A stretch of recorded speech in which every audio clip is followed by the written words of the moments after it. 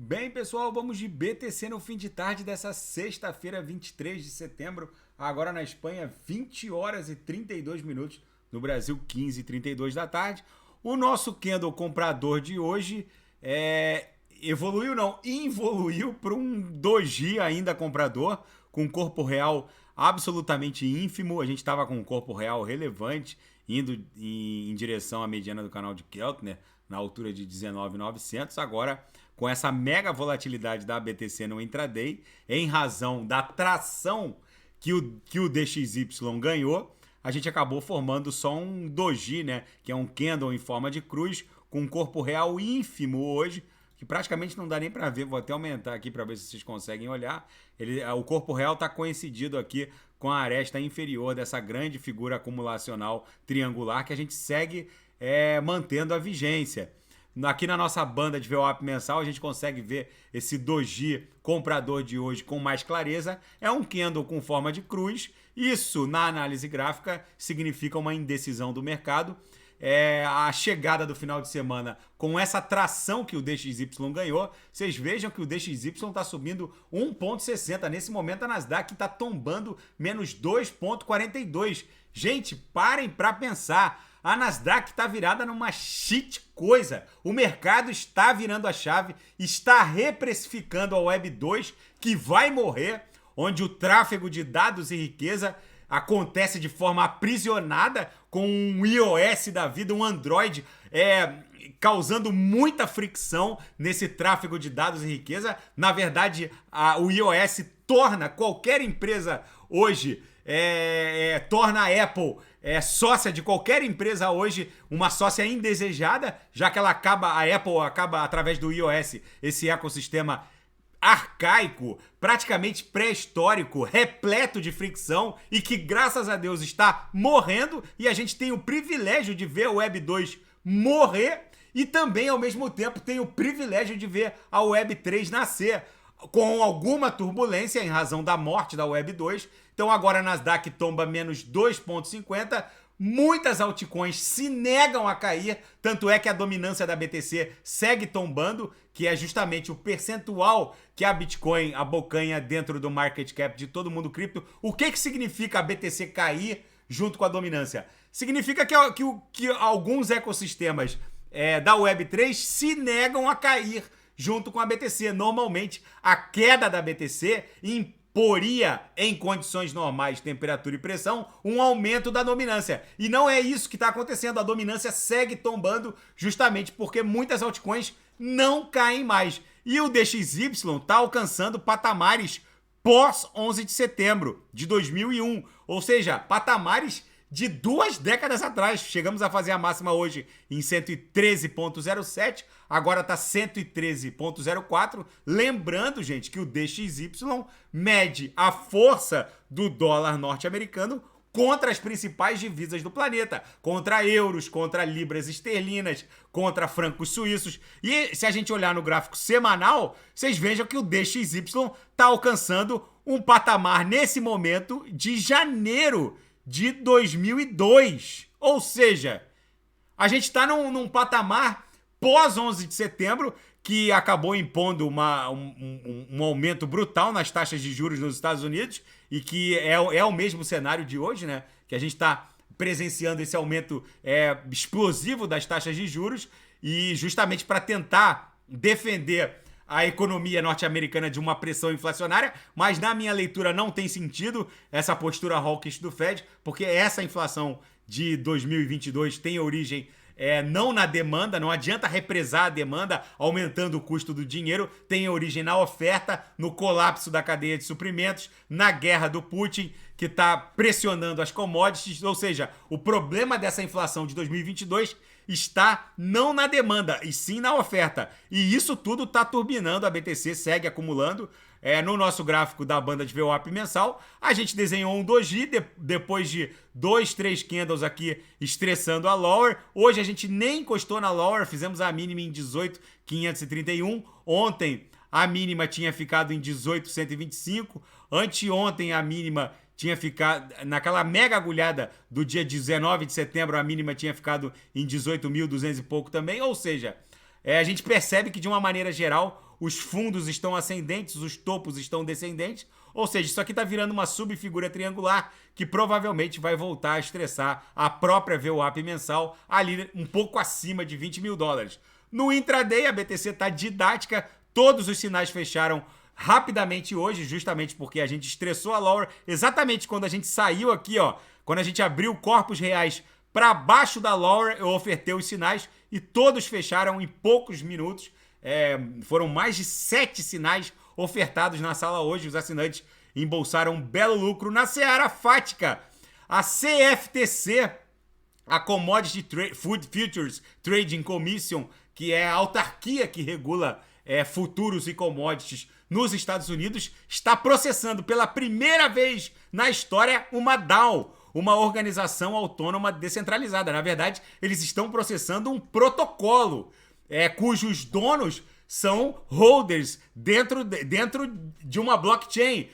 No caso, eles estão processando a OOC DAO, segundo eles, em que pese essa DAO não ostentar uma personalidade jurídica formal dentro da jurisdição norte-americana, o fato de haver holders que impõem uma autogovernança dentro dessa organização autônoma descentralizada, isso seria o suficiente para Commodity Futures Trading Commission, uma autarquia federal norte-americana que fiscaliza commodities e futuros, isso seria suficiente para processá-los.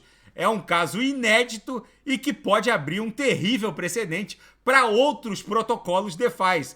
Por isso que eu digo e repito aqui no canal, é preciso urgentemente um marco legal do mundo cripto oriundo da jurisdição norte-americana, ou seja, produzido pela Casa Parlamentar Federal norte-americana e que provavelmente vai ser replicado em jurisdições mundo afora. E a Web3 vai ser um divisor de águas na indústria do turismo. O que a gente está presenciando é um mar de possibilidades. Segundo essa reportagem muito interessante, não só as NFTs tickets, mas uma série de possibilidades se abre dentro da Web3 para a indústria do turismo. Vamos ver como isso tudo vai se desdobrar. É o novo normal. E o CEO da Pantera Capital sugere que o crescimento da tecnologia blockchain vai continuar, apesar da mega turbulência dos mercados financeiros tradicionais. Segundo o CEO da Pantera Capital, não tem mais como segurar o mundo cripto. É uma pasta que já saiu do tubo. E a dívida nacional norte-americana cai para o mínimo de 2 décadas.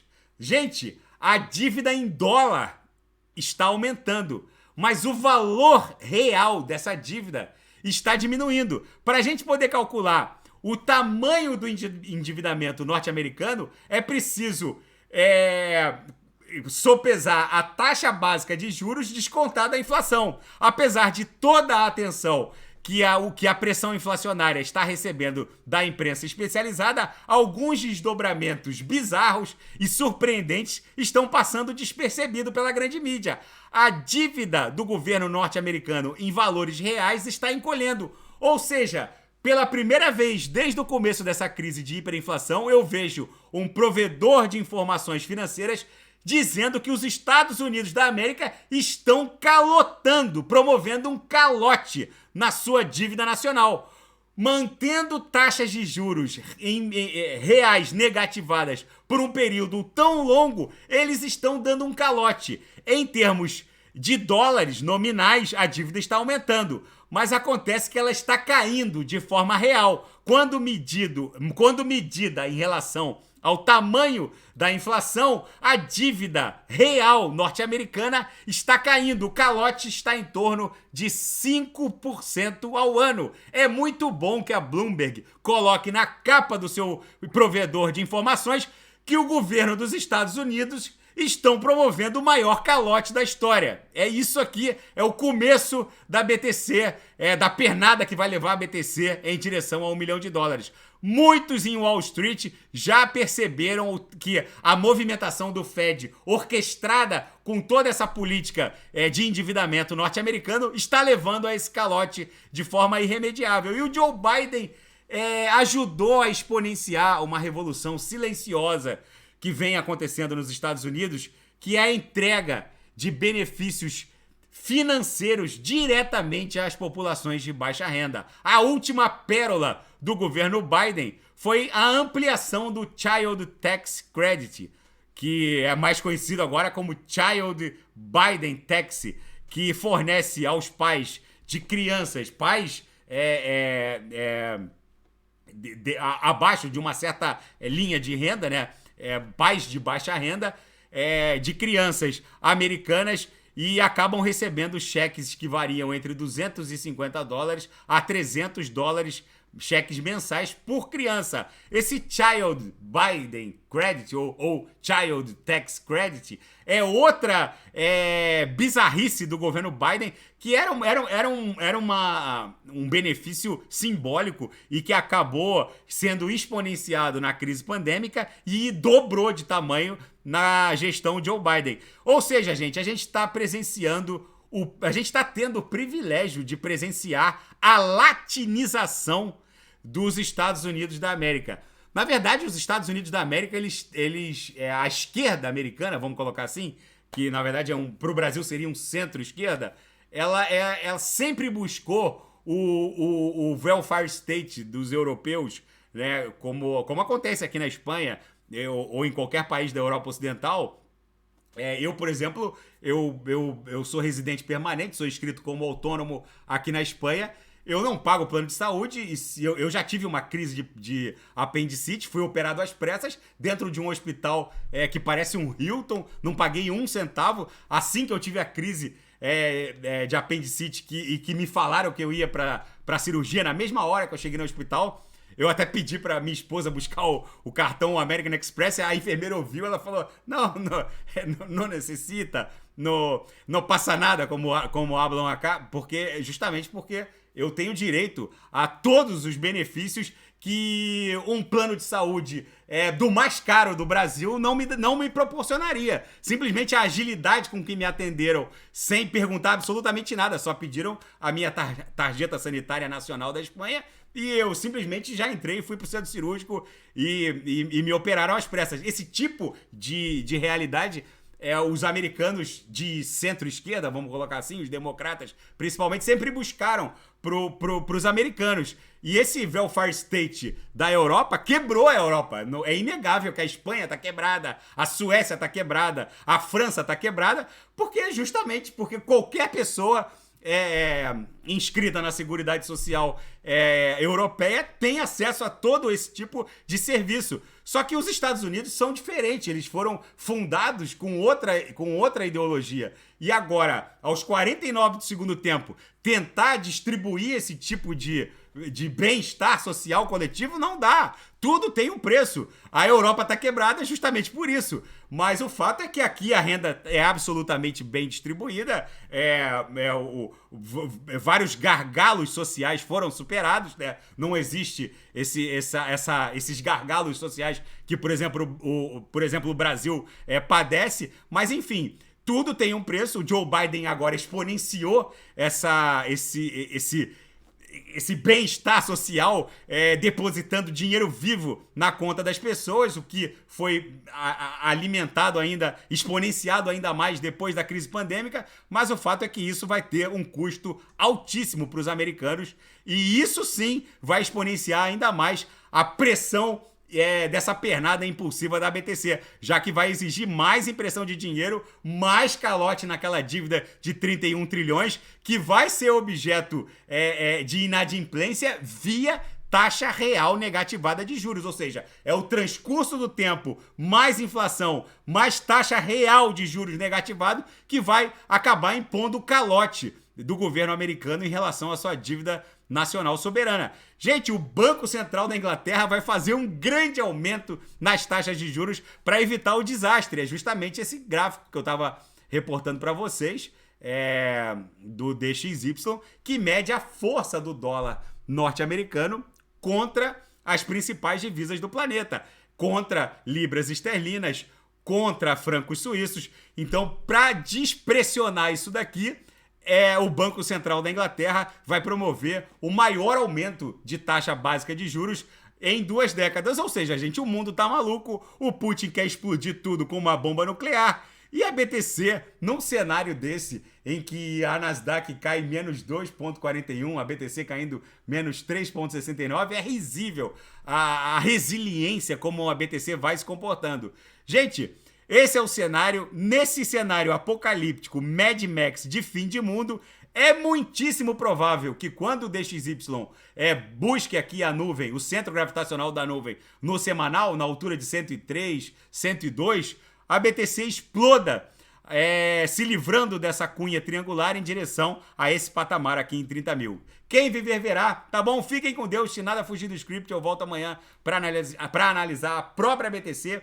E quem quiser sugerir alguma análise, é só colocar nas mensagens abaixo. Grande abraço, fiquem com Deus, até amanhã.